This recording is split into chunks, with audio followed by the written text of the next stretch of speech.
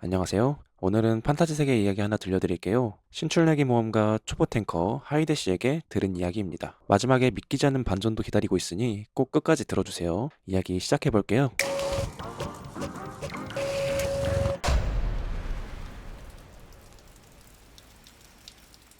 모험가 길드하는 아침부터 시끄러웠답니다. 갑옷끼리 부딪히는 쇳소리, 젖은 망토가 바닥에서 질질 끌리는 소리, 약초 냄새, 고기 굽는 냄새, 술 냄새까지 뒤섞여서 언제나처럼 정신없고 활기찼다고 하죠.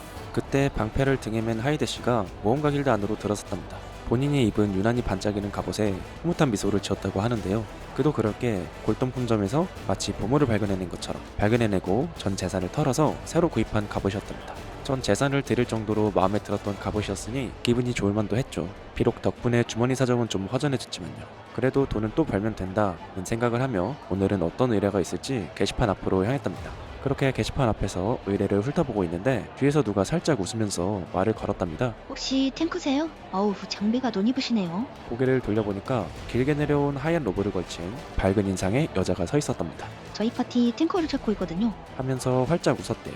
그 웃음이 보기 좋아서 좋은 인상을 받고 있었는데 뒤에서 남자 둘에 여자 한 명이 자연스럽게 다가왔대요. 지팡이를 든 마법사, 활을 맨 궁수, 창을 든 창술사, 여자 마법사가 먼저 손을 내밀었답니다. 제인이라고 합니다. 반가워요. 장비만 봐도 든든한데요. 옆에 있던 창을 든 남자가 팔꿈치로 제인을 툭 치면서 웃었대요. 탱커분이 잘만 버텨주면 우리 파티는 거의 무적이에요 진짜. 이거라고 해요. 베르트라고 짧게 자신을 소개한 활을 맨 남자는 그렇게 말이 많은 편은 아닌 것 같았다네요. 그저 묵묵히 이것이의 말에 동조하듯 고개만 끄덕였다고 했죠.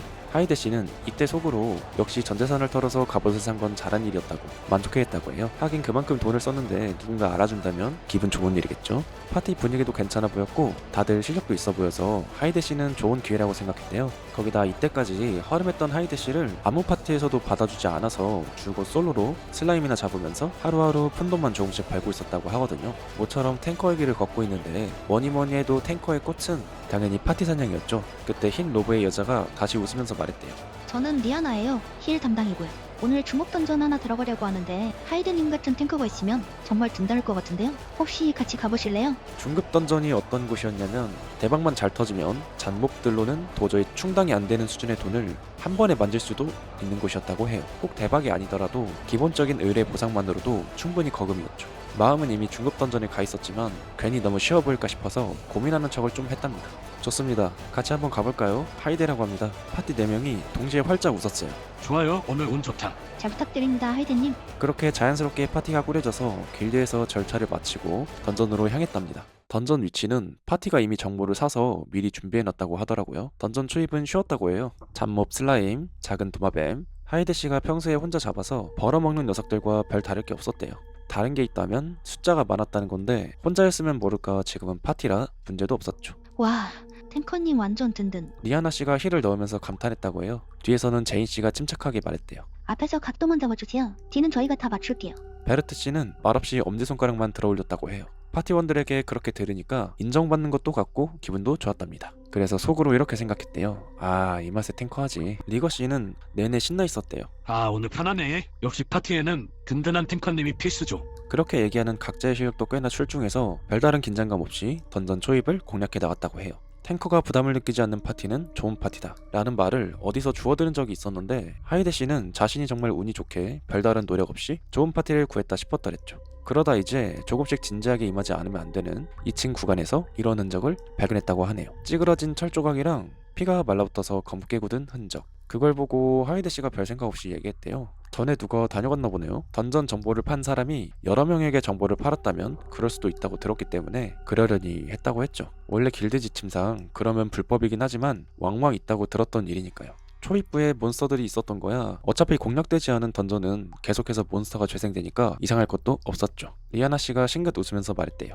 성격이 있었나 보네요. 흔적을 보면 성치 못한 꼴을 당한 것 같은데 앞으로 더 조심해서 나아가죠. 그래도 든든한 탱커님이 있어서 다행이에요. 제인 씨도 그 말을 받았대요. 잘 부탁드려요, 하이드님. 모두의 격려에 약간 부담도 되긴 했지만 어쨌든 여기까지 왔으니까 빠질 수도 없고 어설프게 웃으면서도 좀 더 마음을 다잡았대요. 장비가 없어서 파티를 못 구했었을 뿐 그래도 평소에 빡센 훈련을 통해서 실력만큼은 꽤 높은 수준이라고 자부하고 있었기 때문에 크게 걱정은 하지 않았다고 해요. 그러다가 파티가 3층 입구에 도착했답니다. 여기부터는 냄새부터 달랐다고 하네요. 질적한 흙냄새에 눅눅한 공기, 천장은 낮고 바닥은 살짝 미끄러운 지형. 제인 씨가 말했답니다. 여기부터는 탱커가 정말 중요해요. 하이드님이 앞에서 잘 버텨주시지 않으면 파티 전체가 위험해져요. 누가 들어도 맞는 말이었죠. 탱커란 원래 파티의 기둥 같은 포지션이니까요. 본인도 더 신경 써서 방패를 앞으로 고정하고 조심스럽게 더 앞으로 나갔대요. 그때 왼쪽 그림자에서 스스스 하는 소리가 나더니 다음 순간 늪 리자드 떼가 한꺼번에 튀어나왔다네요. 다행히도 불시의 사태에 준비하고 있었기 때문에 크게 당황하지는 않고 하이데 씨가 얼른 리자드 떼를 막았었다죠.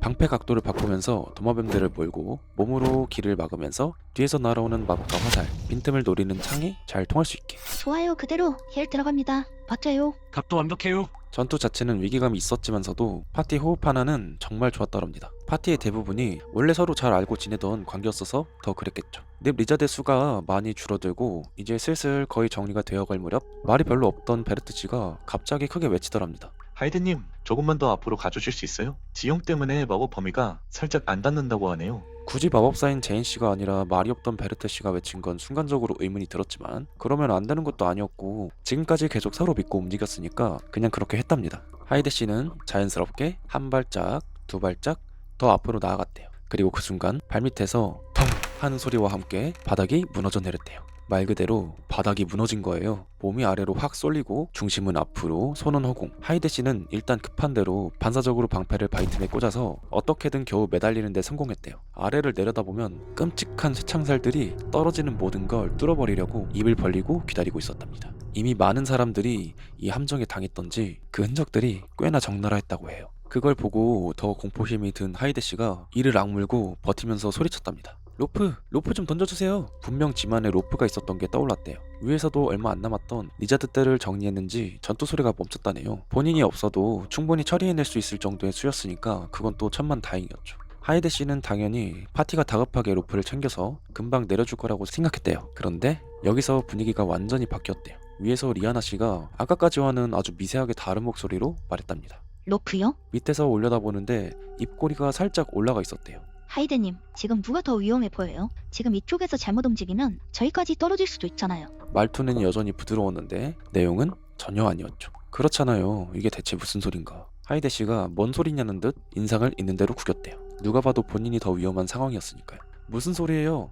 로프만 던져주면. 그렇게 외치고 있는데 제인 씨가 슬쩍 레아나 씨 옆으로 와서 웃었답니다. 나 바보니? 돌아가는 상황 보면 몰라? 평소처럼 공손하고 침착한 말투가 아닌 경박하고 웃겨 죽겠다는 걸 참는 듯한 목소리였다고 하네요. 의외의 상황에 잠깐 멍청하게 말문이 막혀있는데 과묵한 줄로만 알고 있던 베르트 씨가 갑자기 말을 유창하게 했대요. 아, 입 열면 웃음이 튀어나올 것 같아서 참느라 혼났네. 니거 씨와 같이 하이파이브를 하더니 둘이 킬킬거리는 모습이 보였다고 해요. 이때쯤 되니까 온몸에 소름이 돋으면서 상황이 드디어 이해가 됐죠. 아, 이거 멋댔구나. 처음부터 짠 거구나. 그렇게 망연하게 아무 말도 못하고 있는데 다시 제인 씨가 나서서 이렇게 얘기했대요. 뭘 아직도 버티고 있어? 얼른 떨어져 죽고 아이템이나 떨구려고. 갑옷 번쩍이는 거 보니 숨겨둔 돈도 많겠지? 알고 봤더니 이들은 전문적으로 돈이 많아 보이는 탱커를 꼬드겨서 자기들만 아는 던전으로 데려가서 소리 소문 없이 묻어버리고 물품을 갈취하는 최악의 범죄자 집단이었던 거예요. 하이데 씨는 숨겨둔 돈은커녕 전 재산을 들여 산 번쩍거리는 갑옷 말고는 아무것도 가진 게 없었는데 말이죠. 갑옷의 번쩍이는 외형 때문에 그들이 착각해서 하이데 씨를 타깃으로 삼은 거였어요. 그렇다고 이미 일어난 일, 여기서 나 사실은 빈털털이다, 가진 게 없다 외쳐봐야 별 수 없었죠. 이미 손만 놓으면 저승행이 결정된 상태였으니까요. 아 그랬어요 하고 다시 건져 올려줄 리도 없잖아요. 에이씨 똥 밟았다 하고 말겠죠. 그렇게 하이데 씨의 생애도 여기까지인가 싶었죠. 도저히 무거운 갑옷을 입은 상태에서 기어서 올라갈 수 있는 거리가 아니었대요. 벽에 별다른 험도 없어서 올라갈 시도조차도 할 수 없었대요. 팔에서는 점점 힘이 빠져나가는 게 느껴졌다고 했죠. 어떻게든 이를 악물고 젖먹던 힘까지 다 끌어다가 최대한 버티고는 있었는데 아무리 그래도 한계는 있죠, 사람이. 그렇게 끝을 예감하는 순간 마지막으로 하이데 씨는 웃음이 치밀어 올랐다고 합니다.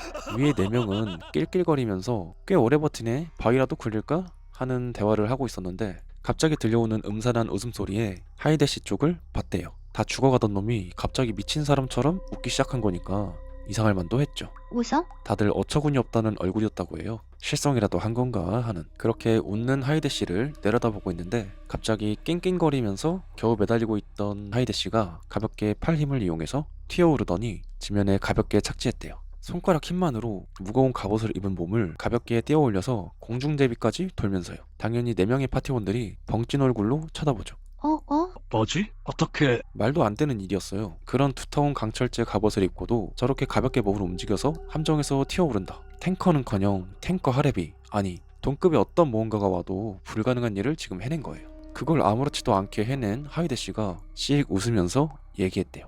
재밌었어? 질문을 들은 4명은 서로 눈치만 볼 뿐 아무런 말도 못했대요. 갑작스런 상황에 뇌에 과부하가 온 거죠. 이젠 내가 재미 볼 차례지? 하이데 씨가 그렇게 얘기하니까 그 중에 리아나 씨가 제일 먼저 후다닥 뒤로 도망쳤대요.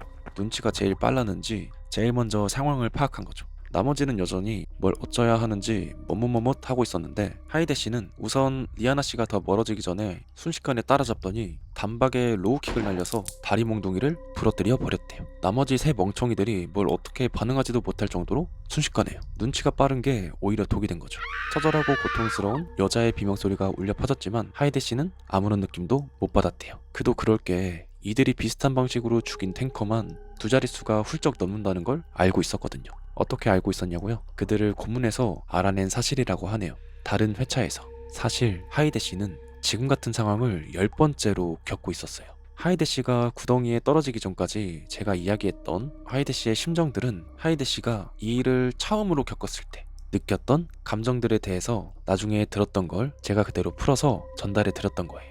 그리고 구덩이에 떨어진 이후에 하이데 씨는 사실 비슷한 상황을 10번째 겪은 지금의 하이데 씨였던 거고요. 순수했던 첫 번째의 하이데 씨는 그 구덩이에서 그대로 최후를 맞이했다고 합니다. 정말 슬픈 일이죠. 근데 어떻게 2번째, 3번째, 그리고 10번째까지 비슷한 순간을 맞이할 수 있었냐고요? 정확한 이유에 대해선 하이데 씨도 자세히 알지는 못하는 것 같았어요. 그래도 아마 짐작하기로는 골동품점에서 산 그 갑옷에 무언가 문제가 있는 것 같았다고는 해요. 왜냐하면 첫 번째 때는 몰랐는데 2번째 살 때 보니까 갑옷을 아무리 벗으려고 해도 벗겨지질 않았다고 했거든요. 그리고 죽었을 때 돌아가는 시점도 늘 그 골동품점에서 갑옷을 착용한 직후였다고 하고요. 그걸 들으니 저도 갑옷이 좀 수상하다 싶긴 했는데 어쨌든 진실은 알 수 없으니까요. 그래서 정리를 하자면 하이데 씨는 어떠한 이유로 죽으면 다시 특정 시점으로 돌아가는 회귀 능력을 가진 인간이라는 거예요. 속된 말로 회귀자라고들 표현하죠. 그리고 죽었을 때 돌아가는 시점은 항상 골동품점에서 갑옷을 착용한 직후였다고 하고요. 첫 번째 죽음은 아까 말한 대로 그 악덕 파티에게 속아서 구덩이에 떨어져 쇠창살에 전신이 꿰뚫린 것이었다고 하네요. 그때의 고통은 아직도 생생하다고 합니다. 그리고 그때 이후로 하이데 씨는 마음속으로 한 가지 맹세를 굳게 다짐했다고 합니다. 이 이상한 현상이 언제까지 지속될지는 모르지만 허용되는 한계까지 회귀가 시작될 때마다 나는 그 악덕 파티를 매번 고통스럽게 없애버리겠다 라고. 지금까지는 다행스럽게도 그게 순조롭게 잘 이루어지고 있다고 합니다. 방법은 매번 다르고 다양하게 바꿔가면서 하고 있어서 지겹지도 않다고 하네요. 그리고 우리가 방금까지 지켜본 게 10번째에 있었던 일이라고 합니다. 10번째를 기념해서 마치 첫 번째 때처럼 그들에게 속아 넘어가는 척 해주다가 마지막에 극적인 순간에 한꺼번에 뒤집어 엎을 계획이었다고 하네요. 리아나 씨의 다리 몽둥이가 부러진 이후의 일은 자세히 말하면은 방송 불가가 될 수도 있는 부분이라서 여러분들의 상상에 맡기도록 하겠습니다. 딱 한 가지, 하이데 씨의 말을 덧붙이자면 10번째도 아주 성공적이고 만족스러운 복수였습니다 라고 하셨습니다. 오늘 이야기는 여기까지입니다. 처음엔 좋은 동료 만난 초보 탱커 이야기 인 줄 알았다가 중간에 동료들의 본색이 드러나고 그리고 끝에 가서는 탱커 정체까지 뒤집히는 이야기였죠. 겉으로 보기에 좋은 사람, 착한 파티, 믿을만한 동료처럼 보여도 속은 전혀 다를 수 있고 반대로 겉으론 순진한 초보처럼 보여도 그 안에 뭔가 끔찍한 걸 안고 있는 사람도 있을 수 있습니다. 지금까지 이야기 들어주셔서 감사합니다. 저는 또 다른 이야기 하나 들고 돌아오겠습니다. 지금까지 선달봉이었습니다.